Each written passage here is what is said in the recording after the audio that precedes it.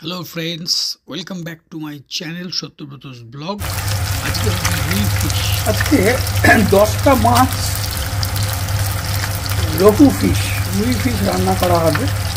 10টা মাছকে ভাজা চলছে আর এখানে দইয়ের মধ্যে 2 চামচ করে ধনে গুঁড়ো আর জিরে গুঁড়ো শুকনো লঙ্কার গুঁড়ো এই কটা দিয়ে দই দিয়ে মাখিয়ে রাখা আছে।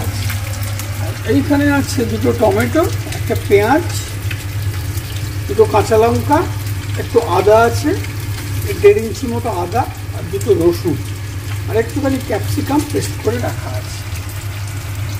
আর কয়েকটা আলু ভাজা হবে। এখানে মাছগুলো এবার উল্টে দেওয়া হবে, ওই আলুগুলো একটুখানি উল্টে পাল্টে নেওয়া হবে। 10টা মাছে মাছ ভাজাগুলো উঠে গেছে, আলু ভাজা উঠে গেছে। এই তেল দেওয়া হয়েছিল মোটামুটি 8 চামচ, এই হচ্ছে তেলের পরিমাণ। তো 10টা মাছ হবে, তেল একটু বেশির দিকে আছে, ইচ্ছে করলে একটু কমিয়ে নেওয়া যায়, আর না হলে থাকতে পারে। এবার দেবো হচ্ছে কালো জিরে আর সাদা জিরে ফোড়ন দেবো, একটু তেজপাতা শুকনো লঙ্কা ফোড়ন দেবো। তারপরে এই মশলা বাটাটা পেঁয়াজ, টমেটো, আদা, রসুন, কাঁচা লঙ্কা আর ক্যাপসিকাম পেস্ট এটা দিয়ে ভালো করে রোস্টিং করব।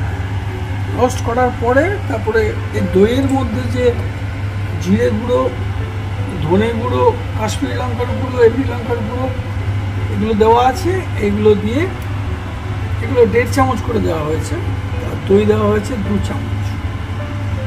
এইটাকে এবার ঝোলটা তৈরি হবে।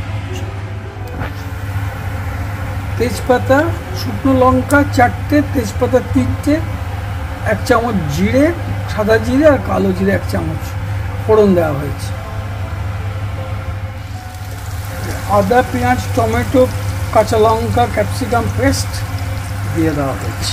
এবার এই মশলাটার মধ্যে পরিমাণ মতো নুন আর চিনি দিয়ে চাপা দিয়ে রাখতে হবে 5 মিনিট, তাহলে এর থেকে তেল বেরোবে। তারপরে দেবো আমরা দইয়ের মধ্যে শুকনো পাউডারওয়ালার যে সব মশলাগুলো ওইটা অ্যাড করব। আর মাছগুলোকে নুন হলুদ দিয়ে মাখিয়ে রাখা ছিল, ওটা তোমাদের দেখানো হয়নি, অবশ্যই জানো। নুন আর চিনি দেওয়া হয়ে গেছে, চিনি দিইনি, গুড় দিয়েছি আর নুন দিয়েছি, 2 চামচ নুন আর 1 চামচ গুড়। এবার মশলাটাকে চাপা দিয়ে কষতে হবে।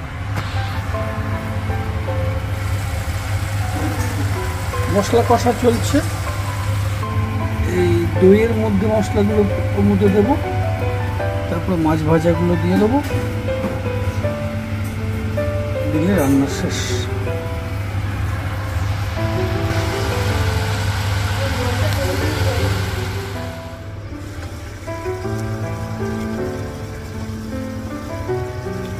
গরম মশলা,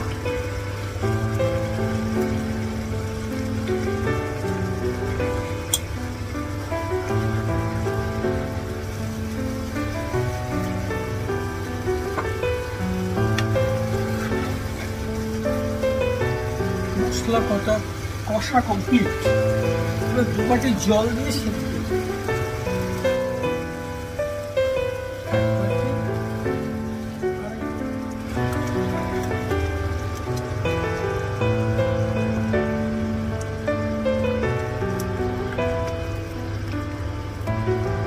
ফিশের গ্রেভি তৈরি হচ্ছে, রহু ফিশের গ্রেভি।